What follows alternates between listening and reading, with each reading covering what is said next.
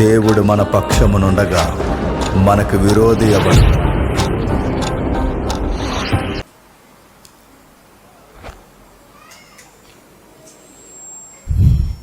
పరలోకమందున మా తండ్రి దేవా, తిరిగి మీ వాక్యమును ధ్యానించడానికి మరిచిన ఈ ఆరాధన సమయమును బట్టి మీకు వందనములు తండ్రి.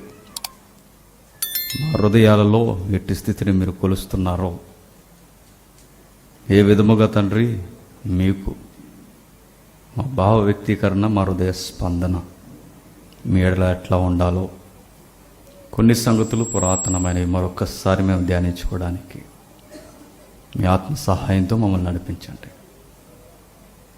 నిలబడిన మేము, వింటున్న మీ పిల్లల తండ్రి, కేవలం కాలయాపన చేయక వచ్చిన మేము తండ్రి, మా హృదయాల్లో మీకు ఎంత స్థిరమైన స్థానాన్ని ఇవ్వాలో మరొక్కసారి మా అందరితో మాట్లాడతారని కోరుతూ, ప్రత్యక్షంగాను పరోక్షంగాను వింటున్న వారందరి ఎడల తండ్రి మీరెంత పరిపూర్ణతను ఇచ్చేయించుచున్నారో మరొక్కసారి వారి జ్ఞాపకాల్లోనికి నడిపిస్తారని కోరుతూ, సమస్త మహిమ ఘనత మీరే పొందుకుంటారని అర్థిస్తూ క్రీస్తు నామని ప్రార్థన సమర్పిస్తున్నాం తండ్రి, ఆమేన్. జాగ్రత్తగా వినండి, కొన్ని ప్రాముఖ్యమైన సంగతులు మనం నేర్చుకుందాం. యేసుక్రీస్తు వారిని వెంబడించిన శిష్యులు, వారి యొక్క వైఖరి మనకు తెలుసు. యేసుక్రీస్తు వారు కూడా ఉన్నప్పుడు లేదా ఆయన్ని వెంబడిస్తున్నప్పుడు, ఆయనతో పాటు వారు క్లోజ్ సర్కిల్గా తిరుగుతున్నప్పుడు ఏ రోజు కూడా వాళ్ళకంత పరిపక్వత రాలా. ఎప్పుడైతే యేసుక్రీస్తు వారు వెళ్ళిపోయారో, పునరుద్ధానం అనేది ఆయనకు వచ్చిందో, పునరుద్ధానములో ఆయన మరలా ఈ మరణాన్ని జయించాడు. యేసుక్రీస్తు వారు వెళ్ళిపోతున్నప్పుడు వారు ఒక మాటను మాత్రం అందుకున్నారు. అది రెండో మారు కూడా మనకు జరిగింది, తెలుసు మనకి. అయితే అన్నీ విడిచి వచ్చిన శిష్యులు మరలా వారి నిత్యావసరాల కొరకు, వారి జీవనం కొరకు, వారి పాత పనులు చేసుకోవడానికి మరలా వెళ్ళారు. ఎప్పుడైతే ఆ పాత పనులు లేదా వారి పాత వృత్తులు, అది చేపలు పట్టడం, మేజర్గా శిష్యులు అందులో ఎక్కువ మంది ఆ చేపలు పట్టడానికి వెళ్ళినప్పుడు మరలా యేసుక్రీస్తు వారు పునరుద్ధానం చెంది వారితో మాట్లాడుతున్న సందర్భం అది. ఆ సందర్భాన్ని గతంలో కూడా మనం చూసాం. మరలా ఈరోజు కూడా ఒకసారి కొంచెం లోతుకి వెళ్దాం, చూద్దాం ఒకసారి. యోహాను సువార్త 21వ అధ్యాయం. యోహాను సువార్త 21వ అధ్యాయం మొదటి వచనం. ఆ తర్వాత యేసుక్రీస్తు వారు తిబేరియా సముద్ర తీరమున శిష్యులకు తను మరలా ప్రత్యక్షపరచుకొనను. మరలా అంటే ఆల్రెడీ జరిగింది. మరలా శిష్యులకు తన్ను తాను ప్రత్యక్షపరచుకుని అంటే అయిపోయాడు అనుకున్న అభిషక్తుడు, లేడు అనుకున్న మెస్సయ్య మరలా తిరిగి కనబడుతున్నాడు. ఎవరికి? శిష్యగణాంగానికి. అదొక పెద్ద వింత. మా కళ్ళ ముందు చనిపోయిన మెస్సయ్య, మా కళ్ళ ముందు బలైపోయిన ఎవరైతే ఉన్నారో మా దిక్చూసి ఈరోజు మరలా సజీవంగా లేచింది. మరలా కనిపిస్తున్న అనేక సమయాల్లో అనేక మార్లట శిష్యులకి తన్ను తాను ప్రత్యక్షపరచుకొనెను. మీరు నమ్మింది నిజం అని చెప్పడానికి, మీరు నమ్మింది ఖచ్చితమైన ఆధారం అని చెప్పడానికి, నిత్యత్వానికి రుజువును నేనే అని చెప్పడానికి, నా మాటలు ఏమాత్రము వట్టివి కావు అని చెప్పడానికి. ఆ ప్రత్యక్షతలో ఎన్ని కనబడుతున్నాయంటే, దేవుడు ఉన్నాడన్నది నిజం, ఆ దేవుడున్న లోకం నిత్యత్వం అన్నది నిజం. వీటన్నిటికీ నిజాలకి ఆధారం ఆయన మరణించి తిరిగి లేవడం. ఎప్పుడైతే ఈ దృశ్యాన్ని లేదా ఈ కళ్ళ ముందు ఈ భావం, క్షమించండి, ఈ కళ్ళ ముందు ఈ యొక్క రూపం ఎప్పుడైతే కనబడుతుందో, ఆ రూపం కనబడుతున్నప్పుడు వాళ్ళ మదిలో ఉన్న అనేక ప్రశ్నలు ఆవిరైపోతున్నాయి. మరొక మాట ఏంటి చెప్పిన, వెళ్ళిపోయిన ఈయన పునరుద్ధానం చెంది వెళ్ళిపోయాక మన జీవితం ఏంటో అని కొన్ని క్వశ్చన్స్తో వారు రేజ్ అయిపోయినప్పుడు, కొన్ని గడియల వరకు మీరు కనిపెట్టండి అన్నప్పుడు, ఈ టైం పీరియడ్ ఏదైతే ఉందో ఈ మధ్యలో వీరు చేస్తున్న పని ఏంటంటే చేపలు పడుతున్నారు. ఆ టైంలో పేతురు గారి గట పైన కూడా ఏం లేవట, డ్రెస్ లేదట ఆయనకి. పైన ఆయన ఏ వస్త్రములు వేసుకోలేదు. వస్త్రాలు వేసుకోకపోయేసరికి జరుగుతున్న సందర్భం చూడండి. ఆ రోజు జరుగుతున్న సందర్భం అది. ఎప్పుడైతే వస్త్రాలు లేవో, ఓయి వచ్చిన వారు ఎవరు అనుకుంటున్నావు?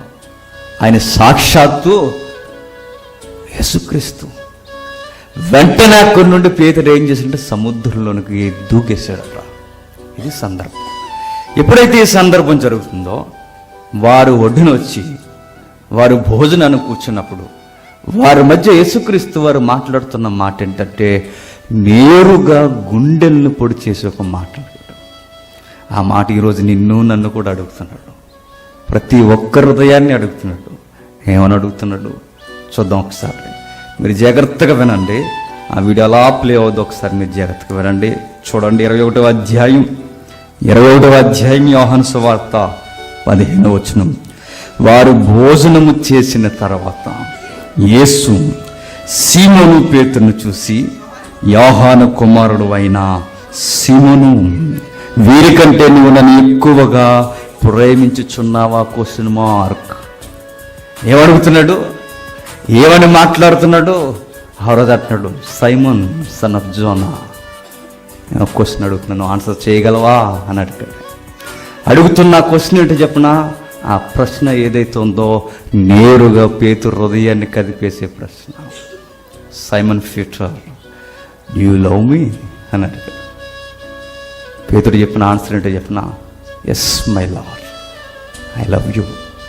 నేను నిన్ను ప్రేమిస్తున్నాను. మరలా సైమన్ పీటర్ని అడుగుతున్నాడు, Simon son of Jona, you love me most? Yes my lord, నేను నిన్ను ప్రేమిస్తున్నాను. మరలా ప్రశ్న మరలా ప్రశ్న అడుగుతున్నాడు, సైమన్ పీటర్, నువ్వు నన్ను ప్రేమిస్తున్నావా? Yes my lord. హృదయ స్పందన ఎరిగిన వాడు, ఏ హృదయంలో ఏముందో నీకు బాగా తెలుసు. నేను చెబుతున్నాను ప్రభువా, నేను నిన్ను ప్రేమిస్తున్నాను. అప్పుడు అంటాడు, అయితే నా గొర్రెలను మేపు. నేను అడుగుతున్న ప్రశ్న, 3 సార్లు పేతురుని అడగడానికి కారణం ఏంటి? ఈ ప్రశ్న పేతురుని అడుగుతున్నాడు కాబట్టి ఇబ్బంది లేదు, కానీ ఈరోజు నిన్ను నన్ను అడిగితే, ఇదే ప్రశ్న నిన్ను నన్ను అడిగితే దేవుడితో వచ్చి గొడవ ఏంటో చెప్పనా? ఆయన కాదని ఆ ప్లేస్ ఎవరికి ఇచ్చినా, నువ్వు ఎవరికైతే ఆ ప్లేస్ ఇస్తావో, ఎవరైతే నీ చుట్టూ ఉన్నారో వాళ్ళందరినీ నిలబెట్టి నేరుగా ముఖం మీద వెళ్ళటని అడుగుతాడు, నువ్వు నన్ను వీరికంటే ఎక్కువగా ప్రేమిస్తున్నావా? ఆ క్వశ్చన్కి ఆన్సర్ చేయాలి. మిస్టర్ శేఖర్ బ్రదర్ ఉన్నారనుకోండి, శేఖర్, మీ ఆవిడకన్నా ఎక్కువ నన్ను లవ్ చేయగలవని అంటే అన్న చెప్పాలి. ఆన్సర్ ఏమని చెప్పినా? ఎస్ మై లార్డ్, నా భార్య లేకపోయినా నేను నిన్నే ప్రేమించగలను చెప్పాలి. ఇంకా విచిత్రం ఏంటి చెప్పనా? నీ గర్భాన్ని పుట్టారే పిల్లలు, వాళ్ళని తీసేస్తాను, లేదా మీకు పుట్టిన అందొచ్చిన వారు ఎవరైతే ఉన్నారో వారిని తీసేస్తాను, అయినా నన్ను ప్రేమించగలవా అని గుండెల్లో నుంచి రావాల్సిన సమాధానం ఏంటి చెప్పనా? అవును ప్రభువా, నీకన్నా ఈ భూమి మీద మాకు ఏది ఇష్టం లేదు ప్రభువా. ఆకాశం మందు నువ్వు తప్ప మాకు ఏది అక్కర్లేదు. భూమి మీద నాకు ఏది అవసరం లేదు. నీ సన్నిధి, నీ సహవాసం మాకుంటే చాలని చెప్పగలిగే దమ్ము మన గుండెల్లో ఉందా? చెప్పడమే కదా అనుకోకండి, హృదయాలు ఎరిగిన వారికి నువ్వు అబద్ధం చెప్తున్నావు నిజం చెప్తున్నావు ఆయనకు బాగా తెలుసు. పేతురుని అడుగుతున్నాడు, ఏమని అడుగుతున్నాడు? నన్ను ప్రేమిస్తున్నావు అన్నప్పుడు నేను కంపేర్ చేస్తున్నాను కొలత వీరికంటే అన్నాడు. ఎవరండి వీరికంటే అంటే? వీరికంటే అంటే అక్కడ ఎవరున్నారు ఆ జోన్లో? అది కంఫర్ట్ జోన్ కదా. క్వశ్చన్ రేజ్ అవుతున్నప్పుడు, ఆ ప్రశ్న అడుగుతున్నప్పుడు ఆ జోన్లో ఎవరున్నారంటే సాక్షులుగా ఉన్న వీరు భవిష్యత్తులో సాక్షులు అవ్వబోతున్నారని ప్రభువుకు తెలుసు. ఆ ప్రభువుకు తెలిసిన ఆయన హృదయాలు ఎరిగిన వాడు అడుగుతున్నాడు. ఎవరి మధ్య అడుగుతున్నాడో తెలుసా? నేను చదువుతాను చూడండి. 21వ అధ్యాయం 1వ వచనం. తరువాత యేసు తిబేరియా సముద్ర తీరం శిష్యులకు తన్ను మరలా ప్రత్యక్షపరచుకొని సీమోను పేతురు, దిదుమా అనబడిన తోమాయు, గలిలయలోను కానా ఊరు అడగు నతనీయేలు, జబదేయ కుమారులను ఆయన శిష్యుల్లో మరి ఇద్దరు అన్నాడు. ఈ క్వశ్చన్స్ కొన్ని క్వశ్చన్స్ ఉంటాయండి. అట్టితో వచ్చి గొడవ ఏంటి చెప్పనా, అది ఎవ్వరు లేనప్పుడు అడిగితే బాగుంటుంది. కానీ అందరూ ఉన్నప్పుడు అందరి మధ్యలో పెట్టి వాళ్ళకంటే, వీరికంటే, మీ అమ్మ నాన్న కంటే, నీ ప్రియురాలు కంటే, నీ ప్రియుడి కంటే, నీవేదైతే ఇష్టపడుతున్నావో నీ విధ నిర్వహణ కంటే, వీటన్నిటికంటే నువ్వు నన్ను ఎక్కువ ప్రేమించగలవని అడిగితే మన దగ్గర ఉన్న ఆన్సర్ ఏంటి చెప్పండి. ఆయనతో వచ్చి గొడవ ఏంటి చెప్పనా, మనకిష్టమైనవన్నీ దగ్గర పెట్టి ఆ జోన్లో నిలబెట్టి, మనకి ఏదైతే రోజు మనం నడుస్తున్నావని మన పక్కన పెట్టి ఆ మధ్య నడుగుతాడు, ప్రేమిస్తావా అని. నేను అంటాను, మనందరం దొంగలమే, దొంగ ప్రేమికులు మనం అందరం. పెదాలతో ఐ లవ్ యూ అని చెప్పి హృదయాల్లో మాత్రం ఎవరినో దాచుకుంటాం. ఎవరిని దాచుకున్నాం? మన ఉద్యోగాలు దాచుకుంటాం. ఇంకెవరిని దాచుకుంటాం? మన బంధువులను దాచుకుంటాం. ఇంకెవరిని దాచుకుంటాం? ఏమో అది నీకే తెలియాలి. కానీ ప్రభువు అడుగుతాడు, నీ హృదయం వేరు, నీ మాట వేరు. ఆ రోజు పేతురుని అడుగుతున్నాడు నేరుగా, వీరికంటే అన్నాడు. వీరికంటే అంటే పీటర్, నువ్వు తోమ కన్నా ఎక్కువ నన్ను ప్రేమించగలవు. తోమ ఎట్టువాడండి, ఎక్కడ మధ్యాస్య, ఆ మధ్యాస్య నుండి ఎక్కడి వరకు వచ్చేసాడు తెలుసా? మన భారతదేశానికి వచ్చి ఈ బ్రాహ్మణులకు సువార్త చెబుతున్నప్పుడు మహానుభావుడు ప్రార్థనలో ఉండగా త్రిశూలం చేత ఆయన్ని పొడి చేశారు. అంత దారుణంగా పొడి చేసినప్పుడు ఇలా పొడవబడతాడు, ఇలా చనిపోతాడు, తోమ ముగింపు ఇలా ఉండబోతుందని హృదయాలు ఎరిగిన ప్రభువుకి తెలుసు. ఆయనకి తెలిసిన తోమ భవిష్యత్తులో అతసాక్షి అవ్వబోతున్నాడని ప్రభువుకి తెలిసిన అతసాక్షిని ముందుకు తెచ్చి పేతుర్ని కంపేర్ చేస్తూ, పేతురు, ఈ తోమ కన్నా ఎక్కువ నన్ను ప్రేమిస్తావా అన్నాడు. అసలు ఆ దమ్ముండాలి ఆన్సర్ చేయాలంటే. తోమ ఏమవ్వబోతున్నాడో ప్రభువుకు తెలుసు కూడా అడుగుతున్నాడు. తోమ కన్నా ఎక్కువగా, తడుముకోకుండా చెబుతున్నా. పేతుర్ని ఇంత నొక్కు అడగడానికి కారణం ఏంటి? పేతుర్ని ఇంతగా గుచ్చి అడగడానికి కారణం ఏంటి? కారణం ఏంటి చెప్పనా? ఎవరెన్ని మాట్లాడకపోయినా, ఎవరెంతమంది సైలెంట్గా ఉన్నా ఓరకే చెప్పేవాడట ప్రభువుకి. ఏమని? ప్రభువా, నీకు విషయం చెప్పనా, నువ్వు నాకు ఎంత ఇష్టం అంటే నా ప్రాణం కన్నా నువ్వంటేనే నాకు ఇష్టం అని చెప్పేవాడట పేతురు. చూద్దాం ఒకసారి, చూడండి. యోహాను సువార్త 13వ అధ్యాయం. హృదయాలు పెట్టి జాగ్రత్తగా వినండి. దేవుడికి స్థానం ఈరోజే మీ హృదయాల్లో దొరుకుద్ది. యోహాను సువార్త 13వ అధ్యాయం. యోహాను సువార్త 13వ అధ్యాయం 37వ వచనం. ప్రభువా, నేనెందుకు ఇప్పుడు నీ వెంట రాలేదు? నీ కొరకు నా ప్రాణం పెట్టుదురని ఆయనతో చెప్పగా ఏమంటున్నాడు? ప్రభువా, నువ్వు ఎక్కడికో వెళ్తానంటున్నావు, అది క్రైస్ట్ జోన్ అని చెప్తున్నావు. అది మేము భరించలేమని చెప్తున్నావు. ఆ శ్రమల మార్గం మేము స్వీకరించలేమని చెప్తున్నావు. ప్రభువా, నీకు విషయం చెప్పనా, నా ప్రాణం కన్నా నువ్వే ఎక్కువయ్యా అన్నాడు. ప్రభువు ఆధ్యాత్మికంగా తన హృదయంలో నవ్వుతో కూడిన బాధను ఆ రోజు వ్యక్తీకరించాడు. సైమన్, నీకో విషయం చెప్పనా, ఏ పెదాలైతే నా కొరకు ప్రాణం పెడతానన్నాయో, ఏ హృదయం అయితే నాతో ఉంటానన్నందో, నేను చెప్తున్నాను పేతురు, ఇదే హృదయం, ఇవే పెదాలు నేనెవరో అని ముమ్మారు బొంకేస్తావయ్యా అన్నాడు. పేతురు వాక్ అయిపోయాడు ఆ రోజు. అస్సలు ప్రభువా, నా లవ్లో లోపం లేదన్నట్టు ఎవరు? పేతురు గారు. అస్సలు లేదు ప్రభువా, నేను చాలా ప్రేమిస్తున్నాను నిన్ను అన్నాడు. లేదు, నేను చెబుతున్నా, కోడు కుయ్యకు మునిపై ముమ్మారు నువ్వు నన్ను ఎరగనని బొంకుతావు. ఆ ముమ్మారు పలికాడు, ముమ్మారు అబద్ధం ఆడేశాడు. ఆ ముమ్మారుకి బదులుగా మరలా 3 సార్లు అడుగుతున్నాడు. ఏమని? పేతురు, 3 సార్లు బొంకిన ఆ గుర్తులకి ఒకవేళ జ్ఞాపకం వస్తుందేమో ఆ రోజు పేతురికి అడుగుతున్నప్పుడు, ఒకవేళ గుర్తొచ్చిందేమో 3 ప్రశ్నలు వేస్తున్నప్పుడు, ప్రభా నేను చెప్తున్నాను, నువ్వు 3 సార్లు కాదు 300 సార్లు అడిగినా నేను నిన్ను ఇప్పుడు ఇంకెప్పటికీ నిన్నే నేను ప్రేమిస్తున్నాను. ఆ 3 ప్రశ్నల్లో గ్రీక్ శబ్దాలు ఏంటి చెప్పనా? మొదటి శబ్దానికి స్నేహితులు, బంధువులు, మన తోబుట్టువులు ఉంటే, రెండో శబ్దానికి నువ్వు కట్టుకున్నది, నువ్వు ప్రాణానికి ప్రాణంగా ప్రేమించే భర్తలు ఉంటే, మూడో శబ్దానికి ఉండేది ఏంటో చెప్పనా? అది దేవుని ప్రేమ, అది అగాపే ప్రేమ అంటారు. నీ స్నేహితుల కన్నా ఎక్కువ ప్రేమించగలవా? ఫస్ట్ క్వశ్చన్స్కి ఆన్సర్స్ ఎస్. నా స్నేహితులు నీ తర్వాతే ప్రభు, అయినా లేకపోయినా పర్లా. నీవెవరైతే ఉన్నారో నీ కౌగిట్లో ఉన్న దానికన్నా ఎక్కువ నన్ను ప్రేమించగలవా?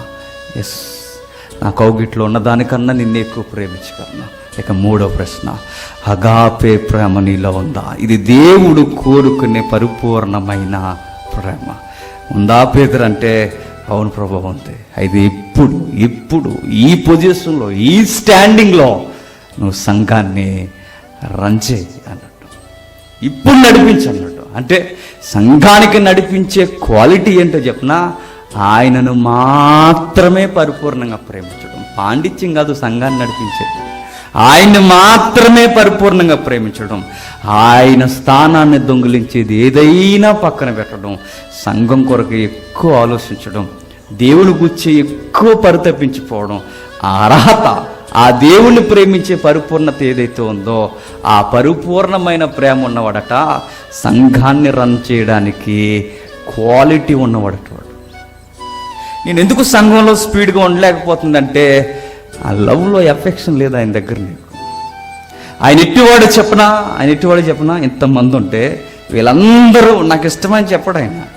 అందరూ ఇష్టమే, కానీ వ్యక్తిగతంగా మాట్లాడితే ఆయన ఏమంటారు చెప్పనా, ఇంతమంది మీ చర్చ్లో మిస్టర్ జేమ్స్, నీలో నాకు సంథింగ్ స్పెషల్ కావాలి, ఇవ్వగలవా అని అడుగుతాడు. సెపరేట్నెస్ కావాలి, ఇవ్వగలవా అని అడుగుతాడు. వీరందరికన్నా నీకు నాకు ఒక సెపరేట్ కమ్యూనికేషన్ ఉండాలి, ఇవ్వగలవా అని అడుగుతాడు.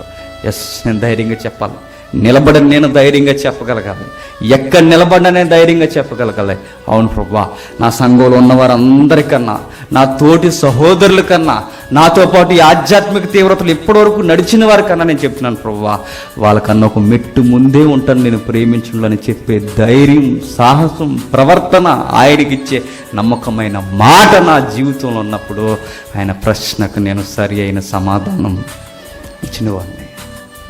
గుండెల్లో ఎప్పుడు ధైర్యంగా ఇప్పుడు గుర్తుపెట్టుకున్నావు, అవును ప్రభా, మా సంఘ పెద్దల కన్నా, నా సాటి సహోదరుల కన్నా, నా సంఘ విశ్వాసుల కన్నా, అందరికన్నా, నా సీనియర్స్ కన్నా నేను నిన్ను ఎక్కువ ప్రేమిస్తున్నానని చెప్పాలి.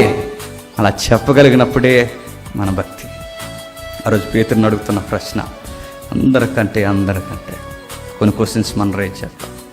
ఇదే ప్రశ్న యంగ్స్టర్స్ దగ్గర తీసుకొచ్చి, మీరు అబ్బాయి, నువ్వు బిలీవర్గా, నువ్వు కూడా నన్ను నమ్ముతున్న వ్యక్తివిగా, నన్ను ప్రేమిస్తున్నావంటే మనం ఎలా ఉంటుంది చెప్పిన యాటిట్యూడ్, ఇలా ఫోన్ చూసుకుని ప్రేమిస్తున్నాను ప్రభు, ప్రేమిస్తున్నానని చెబుతూ ఏం చేస్తాం మనం? శబ్దం మాత్రం ఆయనకి, లుక్ ఆఫ్ అట్మాస్ఫియర్ మాత్రం నీ మొబైల్ కాదు. మరలా ఆయన అడుగుతాడు యవనస్తుల దగ్గరకు వచ్చి, ఎరా అబ్బాయి, ఆయన ఎదురుగా నిలబడి నువ్వు నన్ను ప్రేమిస్తున్నావా అని అడిగితే ఆయన చెప్పే మాట మనకు నేరుగా తగులుతున్నప్పుడు ఆ దారంట పోయే వాళ్ళకి చూస్తూ, అవును ప్రభా నేను ప్రేమిస్తున్నాను అంటాం.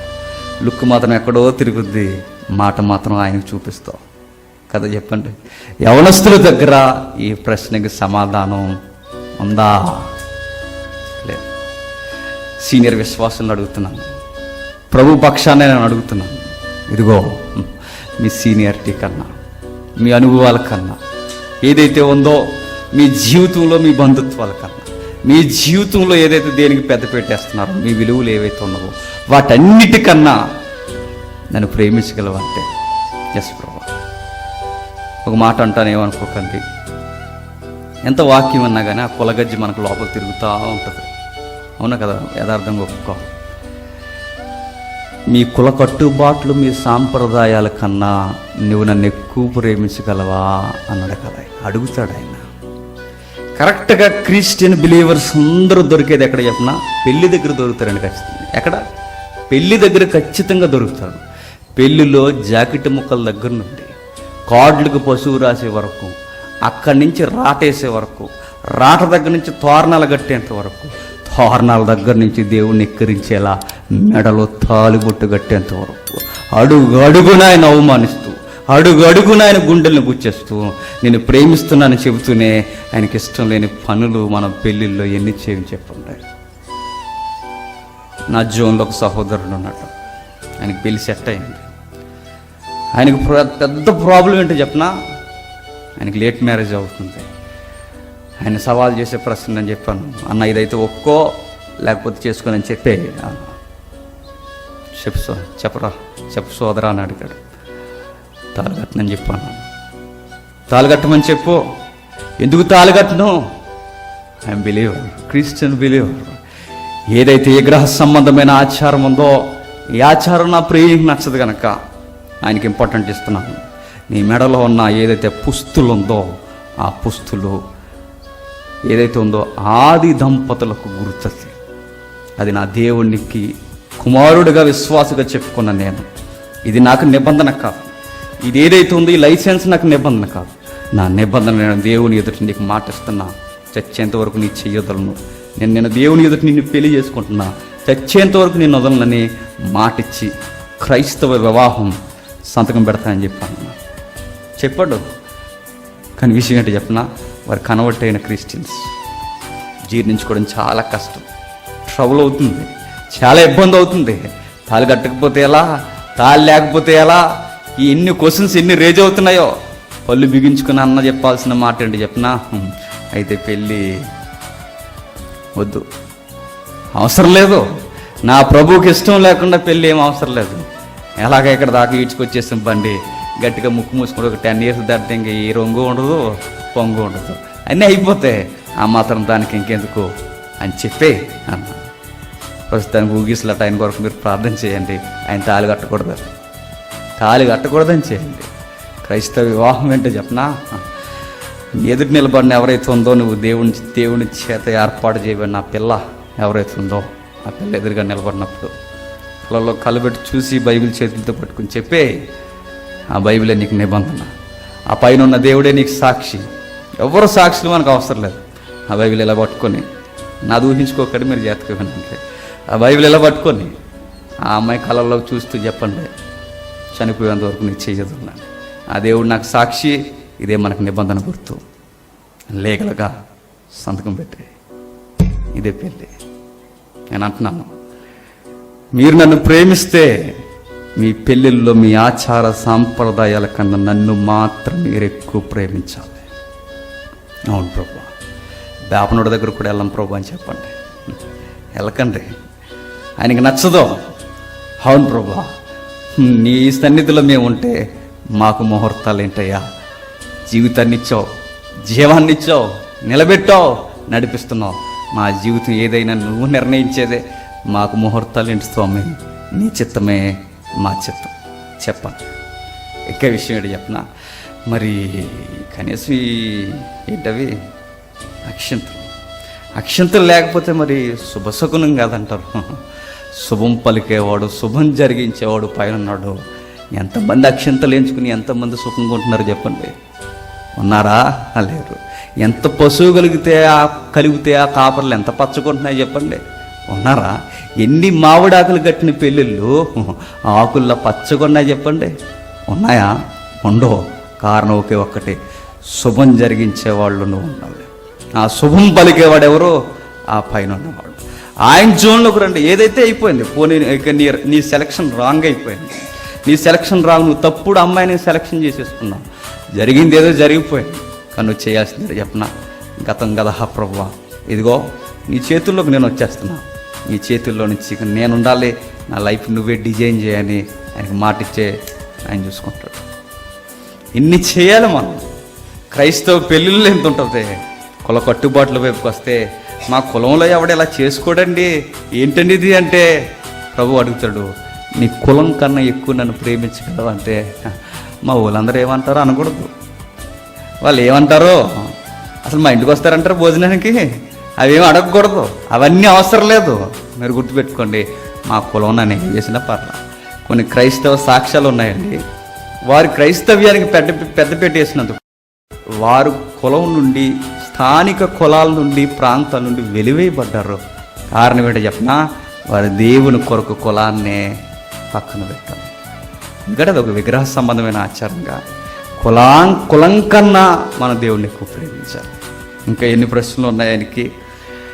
ఏదైనా ఉందనుకోండి, ఏదైనా విషయాలు జరిగాయి అనుకోండి, ఆ విషయాలు జరుగుతున్నప్పుడు నువ్వు కంగారు అయిపోక ఆ విషయాలు దేవుని చేతుల్లో పెట్టి, తండ్రి నీ చిత్తమే సిద్ధించుగాక, ఈ మొండు హృదయాన్ని పగలగొట్టి పగిలిన నా హృదయాన్ని, పగిలిన నా గుండెని, పగిలిన నా కొండని కుమ్మరిపోయిన నీవు బాగు చేయవా అని అడగాలి. ఆయన దగ్గరికి రావాలి. పగిలిపోయిన నా హృదయాన్ని ఒక్కసారి కట్టవయ్యా, పగిలిపోయిన నా హృదయాన్ని అని ఆయన అడగాలి. కానీ మనం ఏం చేస్తాం చెప్పనా? ఏం చేస్తాం చెప్పండి? మనం బాధ పెడితే ఇంక అందరినీ బాధ పెట్టేస్తాం. మనతో వచ్చిన గొడవ. కానీ ప్రభు చూడండి ఎంత నేరుగా ఆయన ప్రశ్న అడుగుతున్నాడంటే, నన్ను మాత్రమే ప్రేమించాలి, నన్ను మాత్రమే ప్రేమించాలి, నన్ను మాత్రమే. ఇదేం స్వార్థం అండి అనుకోకండి, అది పరిపూర్ణమైన ప్రేమ. నా శబ్దము తప్ప నీ జీవితంలో ఏది ఉండడానికి వీల్లేదు. నిజంగా చెప్తున్నాను, సీరియస్గా లవ్ చేసుకున్న భార్య భర్తలు ఎందుకన్నా లవ్ అంటే మీరు ఎక్కడికో పోతారు. సీరియస్గా లవ్ చేసుకున్న భార్య, నిజంగా లవ్, ఖచ్చితమైన ప్రేమ ఎక్కడ ఉంటుంది చెప్పినా, దాంపత్య జీవితంలో ఉంటుంది. సీరియస్గా ప్రేమించుకున్న వాళ్ళ మధ్యకి వాళ్ళ దగ్గర గొడవలు వస్తాయి. ఎప్పుడైనా మీరు అబ్జర్వ్ చేయి పెద్ద చేసి ఒకసారి వినండి. ఆ గొడవలు విన్నప్పుడు పెద్ద గొడవ అయిపోద్ది. ఆ గొడవ అయిపోయిన తర్వాత గొడవ ఎందుకు వచ్చిందని మీరు ఆరాధిస్తే గొడవ కారణం ఏంటి చెప్పనా? చెప్పకుండా ఊరెళ్ళింది, అదే గొడవ. అంతే. మనం అనుకుంటే ఆ మాత్రం దానికి అంత గొడవ, అంత అవసరం అధ్యక్ష అనుకుంటాం మనం. అది నీకు నాకు ఎక్కదు. కానీ ఆయన జోన్లో నుంచి చూడు, అది చాలా సీరియస్ మ్యాటర్. నువ్వు ఎక్కడికి వెళ్ళినా నాకు చెప్పి వెళ్ళాలి. ఇది ఎంత వాస్తవమో దేవుడు కూడా కోరుకునేది ఏంటో చెప్పిన, నాకు తెలియకుండా, నాకు చెప్పకుండా నీ హృదయంలో ఈ నాకన్నా ఎక్కువగా ఏది ఉండడానికి వీలేదు. బైబిల్ అంతా పిండేయండి. బైబిల్ అంతా పిండేస్తే బైబిల్ నుంచి వచ్చేది ఏంటి చెప్పిన, ఆయనట పరిపూర్ణముగా ప్రేమించాలట. అదేనట మొదట ఆజ్ఞ. ఆయన్ని మాత్రమే పరిపూర్ణంగా సంపూర్ణముగా ప్రేమించాలట. అలా ప్రేమించేవారు ఆయనకి కావాలట. వాళ్ళేనట విశ్వాసులు. చూద్దాం సామెతల గ్రంథం 8వ అధ్యాయం, సామెతల గ్రంథం 8వ అధ్యాయం 17వ వచనం.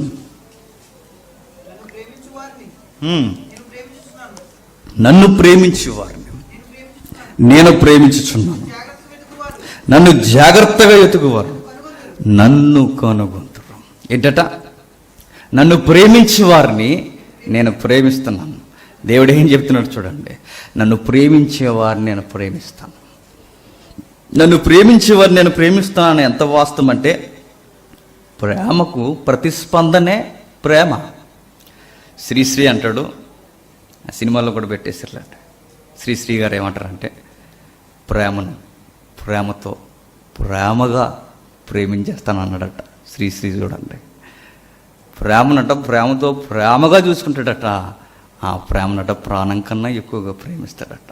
ప్రభు అడుగుతున్నాడు ఏమని చెప్పినా, ఇదిగో మీరు నన్ను ప్రేమిస్తే నేను ఖచ్చితంగా నేను మిమ్మల్ని ప్రేమిస్తాను. జనరల్గా లవ్ చేయడం వేరండి. ఇప్పుడు మనం చర్చికి వచ్చాం. ఎందుకు వచ్చాం చర్చికి?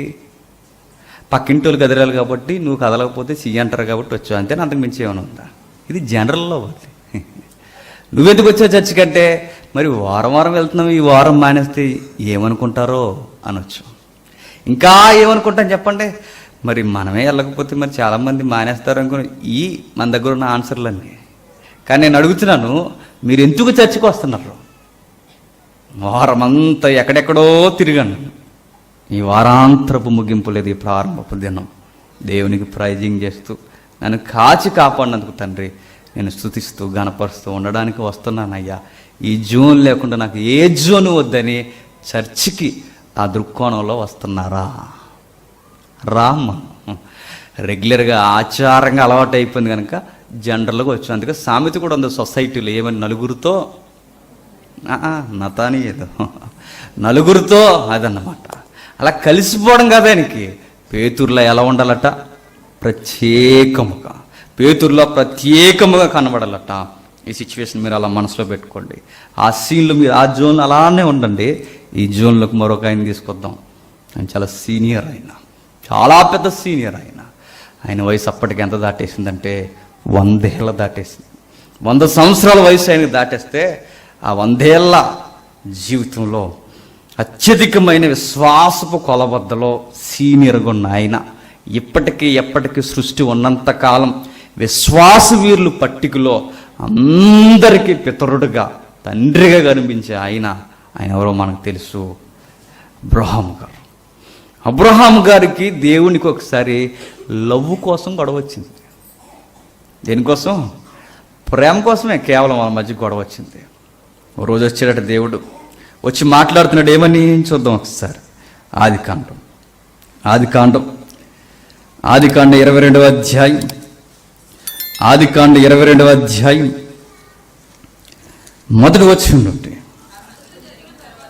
ఆ సంగతులు జరిగిన తర్వాత దేవుడు అబ్రహామును, ఆయన అబ్రహామా అని పిలవగా అతడు చిత్తం ప్రభువా అని.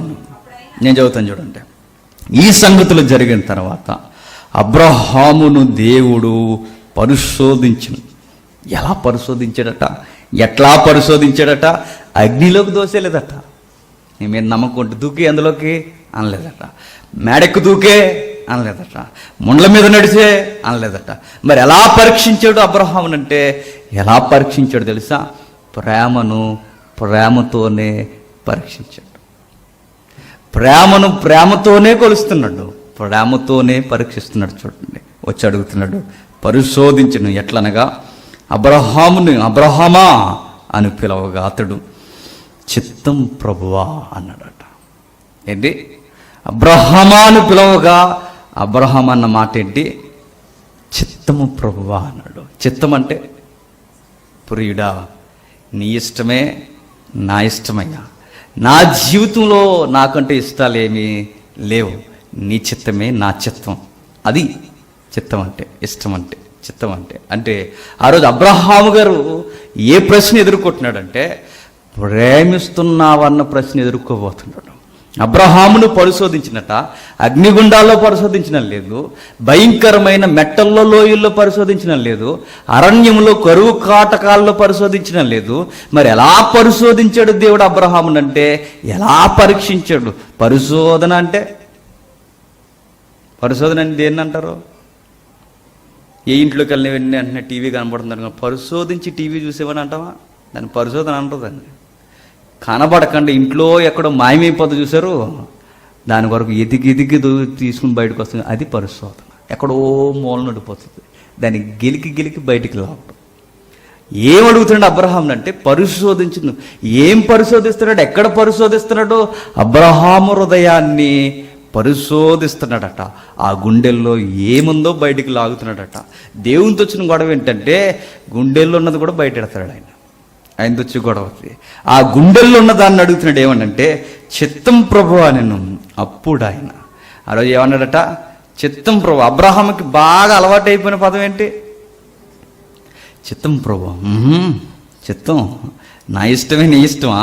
అవును ప్రభా, నీ ఇష్టమే నా ఇష్టం అంటే ఆ రోజు దేవుడు అన్నాడు, అయితే నాకు ఒక ఇష్టం ఉంది, ఆ గిఫ్ట్ ఇవ్వగలవా అని అడిగాడు. ఇస్తాను ప్రభా, నువ్వు ఏ గిఫ్ట్ అడిగినా ఇస్తాను. ఆ రోజు ఒకవేళ ఇంకా దేవుని హృదయాన్ని మనం తెరిచి అడిగితే, అబ్రహాముని ఇలా అడిగితే ఒకవేళ దేవుడు, నీ ప్రాణం ఇస్తావు అబ్రహాం అంటే ఇచ్చేస్తాను అంటాడు. ధైర్యంగా ఇచ్చేస్తాడు. ఏదైతే నీకు స్థితిగతులు ఉన్నాయో కానాను భూభాగం ఇచ్చేస్తావంటే ఇచ్చేస్తాడు. కానీ ఒక్కసారి గుండెలు జారిపోయి కొంచెం ఒక నిమిషం అలా నిలబడి కళ్ళల్లోంచి కన్నీళ్ళు గారిపోయి హృదయంలోంచి మాట రాలేక పెదాలు పగులుతూ వచ్చే మాట ఏంటో చెప్పిన, నీ కొడుకునిస్తావా అని అడిగాడు. నీ కొడుకుని ఇచ్చేయగలవా నాకు అని అడిగాడు. నాకు తెలిసి ఆ వృద్ధుడికి ఆ రోజు ఆ గుండె ఎలా కొట్టుకుందో, ఆ రోజు ఆయన బీపీ లెవెల్స్ ఎలా పెరిగిపోయాయో, అంతగా ఆయన బీపీ లెవెల్స్ పెరిగిపోయినప్పుడు ఆ రోజు జరుగుతున్న సంగతి చూడండి. ఆ రోజు ఎదిగిపోతున్నప్పుడు ఇంకా బాధ పెట్టే గొడవ, దేవుడితో వచ్చిన గొడవ చూడండి, బైబిల్ దేవుడితో ఇంకా బాధ పెట్టే మాట ఏంటి చెప్పనా, నీకు ఒక్కడై ఉన్న నీ కుమారుణ్ణి, ఏటట నీ ఒక్కడై ఉన్న నీ కుమారుని, ఒక్కగానొక్క కుమారుని. ఆ మాటకు అర్థం ఏంటి చెప్పిన, ఈడు పోతే నీకు మరొకడు లేడు. అవసరం అక్కడ ఆయన అంటాడు, చాలా అవసరం అంటాడు. ఈడు పోతే నీకు మరొకడు లేడు, ఆ ఒక్కగానొక్క కొడుకుని నేను అంటాను. అబ్రహాముకి ఎంతమంది కొడుకులో దేవుడికి తెలుసా తెలియదా? తెలుసు. ఆ కొడుకునిచ్చింది ఎవరు? దేవుడు. ఇచ్చింది ఆయనే, బహుమానం ఇచ్చింది ఆయనే, ఆ బహుమానాన్ని చేతుల్లో పెట్టింది ఆయనే. ఆ ఒక్కడే ఉన్నాడని తెలుసు. ఆయన అడుగుతున్నాడు, మై డియర్ సన్, నీకు ఒక్కడే కొడుకు కాదు? అవును ప్రభు, ఒక్కడే. ఒక్కడే, ఇంకో లేడు కదూ? లేడు ప్రభు. ఒక పంచి 3 దినాలు జర్నీ చేయి, 3 దినమంత ప్రయాణం చేయి, అక్కడికి వెళ్ళిపోయి ఏం చేస్తావంటే, ఆ ఒక్కగానొక్క కుమారుణ్ణి నువ్వేం చేస్తావంటే నా కొరకు నరికే అన్నాడు. ఆ రోజండి ఇలా కొట్టుకుని ఉంటాయండి పిదాలు. ఎవరివి? అబ్రహాం. ఇలా విలవిల్లాడిపో ఉంటాయి, కళ్ళు గిర్రం తిరిగిపో ఉంటాయి. ఇక రేపు నుంచి నా జీవితంలో ఇస్సాకు ఉండడా? ఈ ప్రశ్న అబ్రహాం ఎదుర్కొంటున్నప్పుడు అబ్రహాం గుండెల్లో ఉన్నది ఏంటి చెప్పనా? ఎస్, నా దేవుడు అడుగుతాడంటే ఏదో న్యాయం వెనకాల ఉంటుంది. ఆయన ఎందుకు అడుగుతున్నాడు అసలు? ఈ క్వశ్చన్స్ ఏమి ఆయనకి లేవు. అడిగాడు, ఇచ్చేస్తాను. ప్రేమలో ఎవరన్నారు నాకు తెలియదు, కానీ ప్రేమలో మాత్రం గుడ్డితనం ఉంటుందండి. ఎలా నమ్మేసావంటే నమ్మేసాం అంతే మరి. ఎలా నమ్మేస్తావంటే అంతే మరి, నమ్మేస్తాం. ఆ లవ్లో ఏం చేస్తుందంటే వాళ్ళు ఏది అడిగితే అది మనం ఇచ్చేస్తాం. జీవితాన్ని ఇచ్చేస్తాం, జీవాన్ని ఇచ్చేస్తాం. ఇంకా మాత్రం దానికి కొడుకుని కూడా ఇవ్వడానికి కూడా మాత్రం వెనకాట్లేదట ఎవరు? అబ్రహాం గారు. కొడుకుని ఇచ్చేయన్నట్టు. దానికన్నా ముందు ఏమంటున్నాడు చూడండి, నువ్వు ప్రేమించు ఇస్తాక. అది మరీ గుండు సూది కూర్చున్నట్టు ఉంటుందండి. ఇది నువ్వు ప్రేమించు ఐజక్. వాడి పేరేంటి? వాడంటాను కంగారు అయిపోయినప్పుడు, వయసు తక్కువ. ఎవరిది? ఇస్సాక్ గారు. తండ్రి కొడుకుల సంభాషణలో మాట్లాడుతూ వాడి పేరేంటి? ఐజక్ కాదు, ఐజక్ వచ్చిన దగ్గర నుండి, ఐజక్ పేరుకి అర్థం స్మైల్ బాయ్ అని అర్థం. వాడు వచ్చాక నీ జీవితంలో నవ్వు వచ్చింది, వాడు వచ్చిన తర్వాత నీ జీవితంలో ఆనందం వచ్చింది, వాడు వచ్చిన తర్వాత మీరు వృద్ధాప్యంలో ఆశలు వచ్చాయి. నేను అడుగుతున్నాను అబ్రహాం, నువ్వేది చూసైతే మురిసిపోతున్నావో, ఏది చూసేసి తెగ నవ్వుకుంటూ బతికేస్తున్నావో, ఆ నవ్వుని ఇచ్చేస్తావా అని అడిగాడు. ఇక నవ్వు ఇంకెప్పుడు? నీ జీవితంలో నీ సంతోషమైన నవ్వుని నాకు ఇచ్చేస్తావా అని అడిగాడు. అంటే ఇస్తామంటే మనం ఎక్కువగా ఏ జోన్లో ఉండడానికి ఇష్టపడతాం చెప్పండి? చిలక పొలుకులు, ఆనంద డోలికలు, ఇవన్నీ ఉంటే ఆ జోన్లో ఉండడానికి ఇష్టపడతాం తప్ప ఇది కాదని కావాలని మొండ్ల కంప లాంటి మార్గం పెట్టుకుంటాం, దారి పెట్టుకోలేము. కానీ అబ్రహాం గారు చూడండి, నీ నవ్వైన నీ కొడుకుని నాకు ఇచ్చేస్తావు, చాలా ప్రేమిస్తున్నావు కదా ఈ మధ్య అని అడిగాడు. ఎవరు? దేవుడే. చాలా ఎక్కువ లవ్ చేస్తున్నావు అబ్రహాం. వాడిని ఎక్కడ పెట్టేసుకున్నావు అంటే తీసుకెళ్ళి ఎక్కడ పెట్టేస్తావు? నేను ఎక్కడ ఉండాలో అక్కడే పెట్టేస్తావు. దేవుడితో వచ్చిన గొడవ ఏంటి చెప్పిన? బహుమానాలు ఇచ్చేది ఆయనే. మరలా ఆయన అడుగుతాడు, బహుమానం ఇచ్చాను కదా, ఆ బహుమానం కన్నా ఎక్కువ నన్నే ప్రేమించట్లేదు. బహుమానాలు ఇచ్చేది ఆయనే, బహుమానం చూడొద్దనేది ఆయనే, బహుమానం చేతుల్లో పెట్టేది ఆయనే, బహుమానం కన్నా బహుమానం ఇచ్చి నన్నే ప్రేమించట్లేదు ఆయన. మనం ఎంత దారుణమైన వ్యక్తులు చెప్పినా, బహుమానం అందుకున్న వెంటనే మన ప్రేమ దేని మీద వెళ్ళిపోద్ది? బహుమానం మీదకి వెళ్ళిపోద్ది. కొడుకులను పిల్లల్ని ఇచ్చారనుకోండి, మనకి వెంటనే ఎక్కడికి వెళ్ళిపోద్ది మన ప్రేమంతా? బహుమానం మీదకి వెళ్ళిపోద్ది.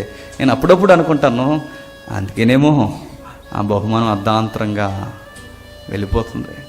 దేవుడు కొన్ని భరించలేడు. ఆయన ప్రేమలో స్వచ్ఛత ఉంది, ఆయన ప్రేమలో తీవ్రత ఉంది. ఆ జోని ఎవరికి ఇవ్వడానికి ఆయన ఇష్టపడ్డు, సహించలేడు. నీ జీవితంలో ఆయన పేరు తప్ప వేరొక పేరు వినబడ్డానికి వీల్లేదు. అంతే కదండి.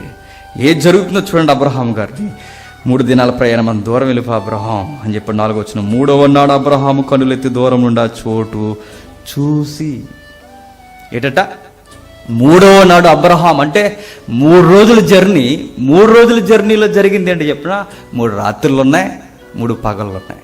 3 రాత్రులు 3 పగళ్ళు ఉంటే ప్రేమకు చిహ్నంగా ఉన్న కొడుకు ఎవరైతే ఉన్నాడో ఇక 3 రోజుల్లో చనిపోబోతున్నాడు. ఇక 3 రోజుల్లో ఇక అతను నేను ముఖాన్ని చూసుకెళ్ళాం, ఇంక అయిపోయింది అన్న జీవితం అబ్రహాంకి అర్థమైపోతే భార్యకు కూడా చెప్పలేదు, ఎవరికి చెప్పలేదు. తన హృదయంలో మాత్రమే ఉంది, పైన దేవునికి మాత్రం తెలుసు. ఇసాకు కూడా విషయం తెలీదు.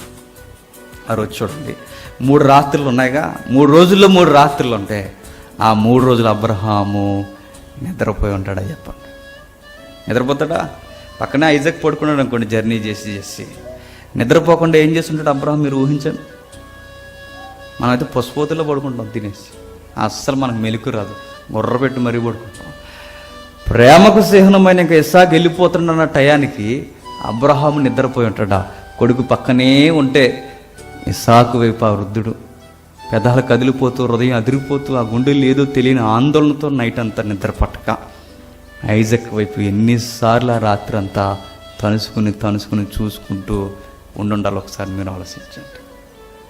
అలా 3 రాత్రులు గడిచేయట, 3 పగళ్ళు ఉన్నాయి. మరలా ఆ 3 పగల్లో జరుగుతుంది ఏంటి చెప్పిన, ఇసాకు పక్కనే అలా చేతులు ఊపుకుంటూ చక్కగా, డాడీ అదేంటి, ఇదేంటి డాడీ, అదేంటి నాన్న, ఇదేంటి నాన్న అని మంచి మాటలు మాట్లాడుతూ, నాన్న స్లోగా నడిస్తే ఎగురుకుంటూ గంతులేసుకుంటూ మరలా 3 అడుగులు వెనక్కి ఎగురుతూ ఐజాక్ వెళ్ళి మళ్ళీ వెనక్కి వచ్చి నాన్న చేయబట్టుకుని రానన్న త్వరగా వెళ్దాం అనేసి తీసుకుని వెళుతున్నప్పుడు ఐజాక్ని చూస్తూ ఎన్నిసార్లు చూసుంటాడో ఒకసారి మీరు జ్ఞాపకం చేసుకుంటే.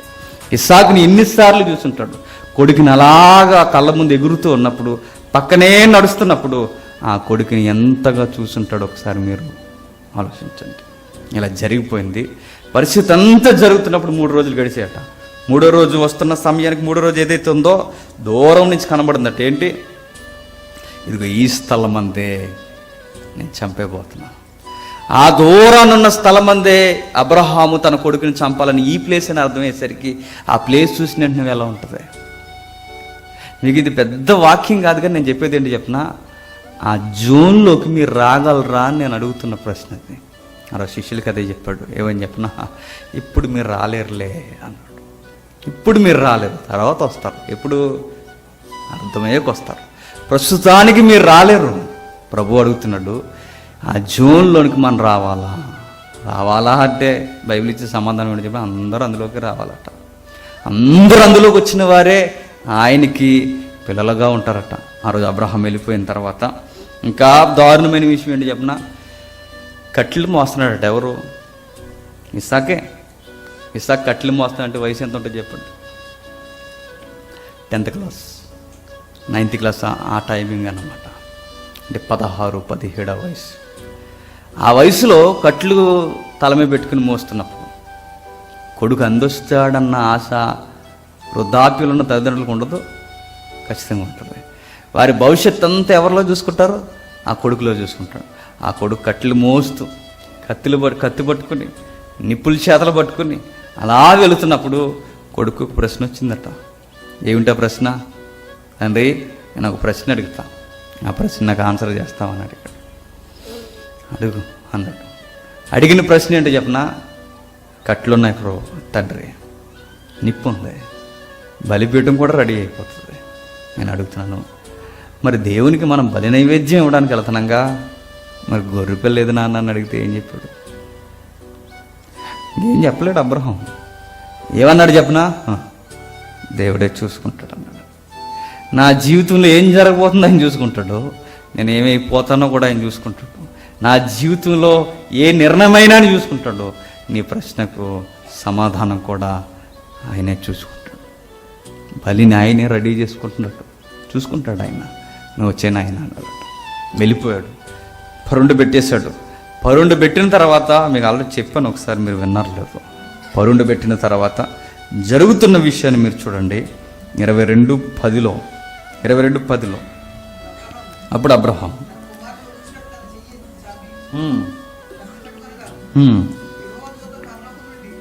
యెహోవా దూత పరలోకం నుండి అబ్రహామా అబ్రహామా అని అతను పిలిచాను. అందుకత చిత్తము ప్రభువా నేను. అప్పుడు ఆయన ఆ చిన్నవాని మీద చెయ్యి వేయకు, అతన్ని ఏమీ చేయకు. ఏంటట? ఆ చిన్నవాని మీద చెయ్యి వేయకు. ఎప్పుడే చెప్తాడు చెయ్య? కత్తి పైకి ఎత్తేంత వరకు. నిజానికి దేవుడు ఎప్పుడు ఆగమన్నా చెప్పినా, వాళ్ళ ఆవిడికి చెప్పకుండా కొడుకుని తీసుకుని ఇంటి దగ్గర నుంచి బయలుదేరుతున్నప్పుడే ఆ రోజు అబ్రహామునే దేవుడు అనాలి, శబాస్ మై సన్, నువ్వు పాస్ అయిపోయావు. నేను చెబుతున్నాను, నువ్వు పాస్ అయ్యావు. నీ కొడుకుని ఇవ్వడానికి ఇంటి దగ్గర నుంచి బయలుదేరు. నీ మనసు ఏంటి నాకు అర్థమైపోయింది, ఆగిపో అనలేదట. రెండో రోజు అయిపోయింది అనలేదట. మూడో రోజు అయిపోయింది అనలేదట. దూరంగా ఆ ప్రదేశాన్ని చూసి ఆ ప్రదేశపు మెట్టును, మొరియా పర్వతపు మెట్టును క్షమించండి, ఆ ఒడ్డును కూడా తొక్కేసరికి అప్పుడు కూడా ఆగమనలేదట. బలిపీఠం మీద రాళ్ళన్నీ బేరుస్తున్నప్పుడు, బలిపీఠంగా రాళ్ళు బేరుస్తున్నప్పుడు అప్పుడు కూడా ఆగమనలేదట. ఎక్కడ ఆగమనలేదు. కట్టెలు బేర్చి కొడుకు కళ్ళకు గంతలు కట్టి చేతులకు గంతలు కట్టినప్పుడు కూడా శబాస్ అబ్రహాం, పాస్ అయిపోయాక చాలు, నీ కొడుకుని చంపకనలేదట. మరి ఎక్కడి వరకు ఆగమనలేదట? కత్తి పైకెత్తేంత వరకు ఆగమనలేదట. కత్తి పైకెత్తేంత వరకు ఎందుకు ఆగమనలేదు? ఎందుకో చెప్పనా? నాకు కావాల్సింది అబ్రహాం ఆ కళ్ళ ముందు కనబడుతున్న ఇస్సాకు కాదు. మరి నీ గుండెల్లో ఒకటి తెస్టేసి కూర్చున్నాడు ఇస్సాకు. నీ గుండెల్లో ఒకడు ఉన్నాడు చూడు, ఆ గుండెల్లో ఉన్న ఇస్సాకు నాకు కావాలి, ఇచ్చే అన్నట్టు. కత్తి పైకెత్తేంత వరకు ఆగమాలేదంటే నేను చెప్తున్నాను. కళ్ళ ముందు ఉన్న ఇస్సాకుని చంపాలంటే ముందు ఎక్కడున్న ఇస్సాకుని చంపాలి? గుండెల్లో ఉన్న ఇస్సాకుని చంపాలి. దేవుడికి కావాల్సిన ఇస్సాకు ఎవరో చెప్పనా? కళ్ళ ముందు కనబడుతున్న ఇస్సాకు కాదు, గుండెల్లో ఉన్న ఇస్సాకు. ఆ ఇస్సాకుని ఇక్కడ చంపేసినప్పుడే ఇక్కడ కత్తి పైకెత్తగలను, అప్పుడే నరకగలను. దేవుడు ఏమడుగుతాడు చెప్పనా? నీ గుండెల్లో దేనికి ప్రాముఖ్యతనిచ్చావో అది ఇచ్చే, బలిపీఠం ఎక్కించంటాడు. దాన్ని బలిపీఠం ఎక్కించంటాడు, అది ఇచ్చే అని అడుగుతాడు ఆయన. మన గుండెల్లో ఏదైతే ఉందో అది కావాలట. అబ్రహామును కూర్చి ఎబ్రీ గ్రంథకర్త ఏమన్నాడు చెప్పనా? తన కుమారుని బలిగా అర్పించినప్పుడు అన్నాడు. ఎక్కడ అర్పించాడు అనుకుంటాం మనం? టెక్స్ట్ చూస్తే ఎక్కడ అర్పించాడు అనుకుంటాం మనం? జరిగిన సంగతి ఏంటి చెప్పనా? భౌగోళికంగా అర్పించకపోయినా ఆయన హృదయంలో ఎప్పుడో కొడుకుని బలిసేసాడు. బైబిల్లో మరొక ప్రశ్న, బయట నిలబడి ఆయన ఏం చేస్తున్నాడట? తడుతున్నాడు. సంఘాల హృదయాల వెలుపులు తడుతున్నాడు, ప్రతి మనిషి హృదయం వెలుపులు తడుతున్నాడు. ఏమని తడుతున్నాడు చెప్పనా? ఆ గుండెల్లో ఉన్నది నాకు ఇవ్వండి, నన్ను మీ గుండెల్లో పెట్టుకోండి, మీ తలుపులు తీయండి, నేను బయట నిలబడి తడుచున్నా అని అడుగుతున్నాడు. మీ గుండెల్లో ఏం పెట్టేసుకున్నారు దేవునికి చెప్పను. మీ గుండెల్లో మీకు ఏది ఇష్టం, ఆయనకన్నా ఏది ఎక్కువ ఇష్టమో ఒకసారి మీరు ఆలోచించుకోండి. ఆయన కన్నా, ఆయన విలువల కన్నా, ఆయన కోరుకునే చిత్తం కన్నా ఏదైతే ఎక్కువ మీరు ప్రేమిస్తున్నారో ఒకసారి మీరు గమనించుకోండి. దాన్ని ఏం చేయాలట? దేవుని కొరకు బలయ్యాలట. అంతగా ప్రేమించాడు కనుక అబ్రహాము విశ్వాసులకు తండ్రి అయిపోయాడు. ఆ తర్వాత నుంచి మీరు చూడండి, తండ్రి అవడమే కాదు, ముఖ్య స్నేహితుడిగా పలుమార్లు అధికారికంగా పిలువబడతాడు. ఎవరు? అబ్రహాం గారు. అంటే ఎంత ముఖ్య స్నేహితుడు, ఎంత ప్రేమికుడు అంటే ఆ దేవుని కన్నా అబ్రహాం ఇంకెవరో ఎక్కువ కాదట. మీరు బైబిల్ భక్తులందరినీ తిరిగేస్తే వారి వారి జీవితాల్లో మనకు కనబడేది ఏంటి చెప్పిన? దేవుని కన్నా ఇంపార్టెన్స్ దేనికి ఇవ్వలేదట. కీర్తన 18వ కీర్తన, త్వరగా 18వ కీర్తన ముగించుకుందాం. 18వ కీర్తన మొదటి వచనం, యెహోవా నా బలమా, నేను నిన్ను ప్రేమించుచున్నాను. యెహోవా నా శైలము, నా కోట, నన్ను రక్షించువాడు, నా కేడము, నా రక్షణ శృంగము, నా ఉన్నత దుర్గము, నా దేవుడు, నేను ఆశ్రయించి ఉన్న నా దుర్గము. ఏమంటున్నాడు చూడండి, యెహోవా నా బలమా, నేను నిన్ను ప్రేమించుచున్నాను అంటున్నాడు. ఎవరు ఈ మాట అంటున్నది? దావీదు గారు. యెహోవా నేను నిన్ను ప్రేమిస్తున్నాను, నా దుర్గం అంటే నాకు ప్రొటెక్షన్ నువ్వే, నాకు రక్షణ ఇచ్చేది నువ్వే, నా జీవితంలో అన్నిటికన్నా నువ్వే ప్రాముఖ్యమైనది. నేను చెప్తున్నాను ప్రభువా, నన్ను కాచి కాపాడి నన్ను నడిపిస్తున్నందుకు నా శైలము, నా కోట, నన్ను రక్షించేవాడు, నా కేడము, నా రక్షణ శృంగము, ఉన్నత దుర్గము, నా దేవుడు, ఆయనే నా ప్రియుడు అంటాడు. పరమగీతాలు ఎట్లా స్టార్ట్ అవుద్దో ఒకసారి ఇంగ్లీష్ బైబిల్ చదవండి, భలే ఉంటుంది. పరమగీతాలు ఎట్లా స్టార్ట్ అవుద్దో చెప్పనా? ఎలా స్టార్ట్ అవుద్దంటే లవ్ అనే పదంతో స్టార్ట్ అవుద్ది పరమగీతాలు. అందులో ఒక పదం ఉంటుంది.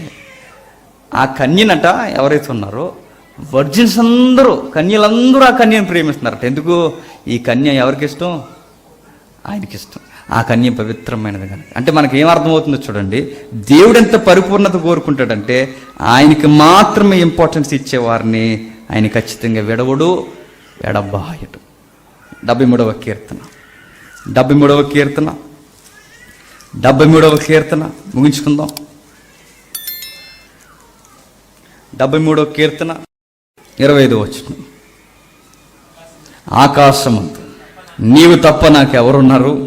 నీవు నాకుండగా లోకములోనిది ఏదియు నాకు అక్కర్లేదు. ఏమంటున్నాడు?